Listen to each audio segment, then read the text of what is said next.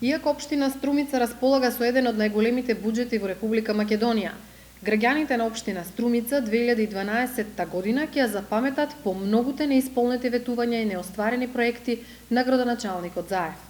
Еден од многобројните ветени а нереализирани проекти за 2012 година е уредување на патека од Ловен дом до Цареви кули и нејзино осветлување во вредност од 3 милиони денари.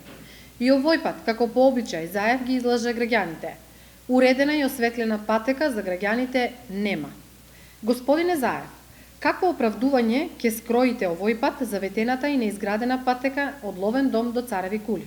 Струмичани сакаат да знаат дали ви се малку буџетските милиони евра месечно за остварување на дадени ветувања или приоритет на тие пари имаат фирмите кои се во тесна врска со вашите најблиски соработници од СДСМ.